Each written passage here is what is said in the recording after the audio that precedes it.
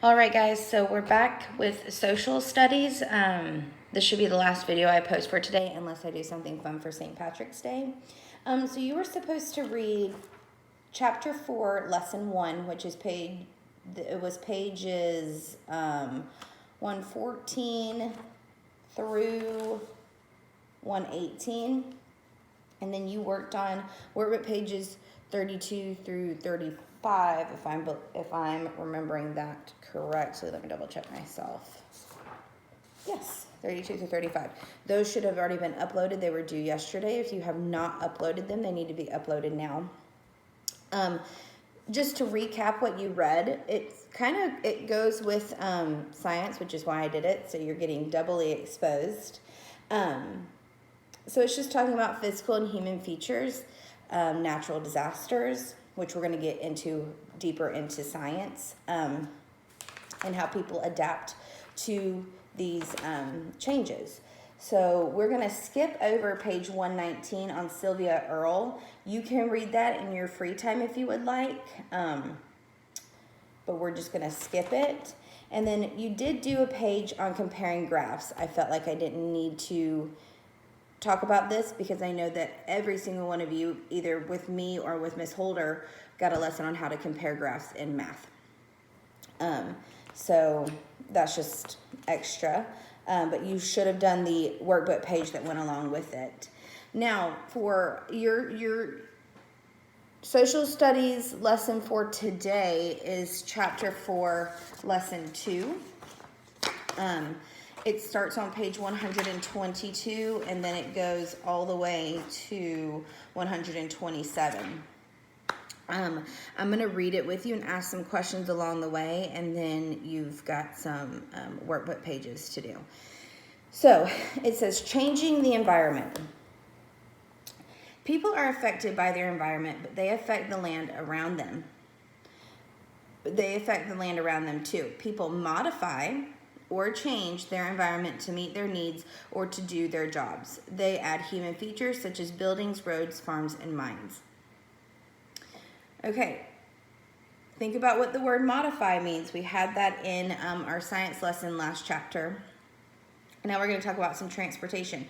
We talked about transportation using water in the last chapter of science, so now we're going to address it with social studies. So transportation. Today, much of Earth is covered with roads, highways, bridges, and railroads. People add these features to the environment for transportation. Building a new road or bridge is a huge project. It takes many workers and a lot of money and time. Digging tunnels is one way to speed up transportation. A tunnel is a path that runs under something. The tunnel or the channel lets high-speed trains travel under the waterway between Britain and France. The trip takes only 20 to 35 minutes. Building canals is another way to speed up transportation. A canal is a waterway dug across land. The Panama Canal cuts across the narrow strip of land that connects North America and South America. The canal was built to let ships travel a shorter distance between the Atlantic Ocean and Pacific Ocean. The canal trip takes 8 to 10 hours, but this is much faster than sailing around South America. Now, I just told you quite a few ways how we modify the environment to speed up transportation. So think of some of those. You can say them out loud, or you can tell your parents. Another question, why might people want goods to travel faster? Why do you think we're trying to speed up the process? Is it because we're just impatient, or is it because it's good money and it helps other environments and other places? Think about how you would answer that question. All right, flipping over to page 124, we're going to talk about farms and mines. It says, people modify the land to use natural resources. Farming and mining can greatly change the way the environment looks. To grow crops, farmers clear land, then they plow or turn over the soil to plant seeds. They might also build fences for raising animals. All over the world, people modify their environment for farming. Long ago in Peru, people of the Inca culture found a way to farm on the sides of mountains. They built terraces which look like giant stairs cut into hillsides. Crops are still grown on terraces today. People also found ways to farm dry land or to water their crops during dry weather. They use irrigation to water their crops. Irrigation is the moving of water to dry areas.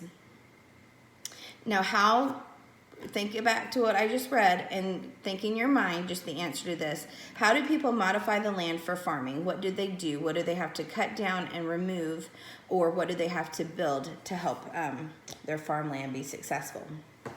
Now, page 125, we're going to be talking about mining. It says, people create mines to get minerals from beneath Earth's surface. These mines can be either deep tunnels dug into the ground or open pit mines. Open pit mines are carved into the surface by earth-moving machines.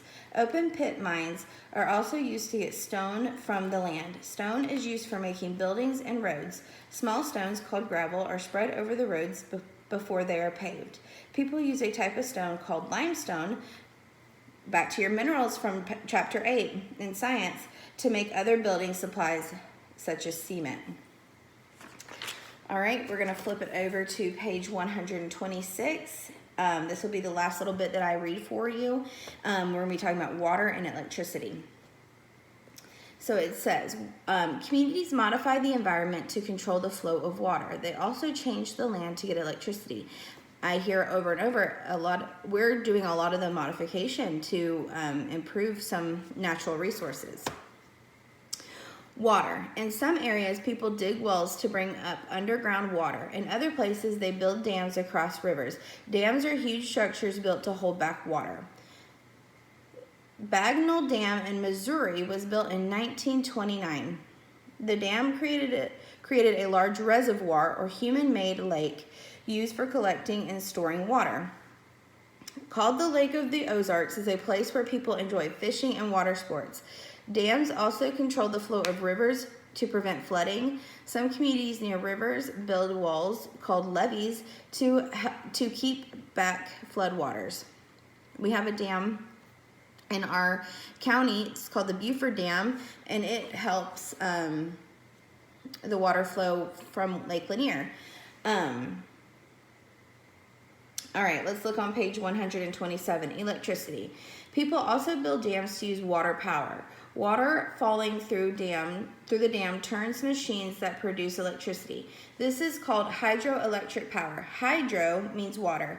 People can get energy from wind. The wind's power turns thousands of windmills called wind turbines to produce electricity. All right, so to summarize everything up, it says people modify or make changes to their environment. They add many human features to both land and water. It's pretty cool, all the stuff that we can change and do. All right, so your assignment today is to work on pages 36 and 37 in your workbook. I'm just going to open them up and kind of go over them with you. Okay, so 36 should be pretty easy. What you're going to do is you're going to read these 4 little descriptions, and then you're going to use one of the 4 words in the word bank to fill out which the picture is. So the first one, what does it look like? Okay, we'll find where the definition of that is and write that in. You should have a word and a letter for each answer. And then you're going to look on page 36, and it says, use the terms in the box below to help find a solution, then write your sentence on the lines. Number 1 says, a farmer's fields are located far away from a source of water. He needs to water his crops during dry months without rain. Well, could he use irrigation, a windmill, a tunnel, or a mine? Complete sentences on this, guys. And then your parents will take a picture and send that to me. Remember, look back in your book if you get stuck. Don't get stressed out. Just flip back and see what you can find in your book, because that's your best resource. All right, good luck.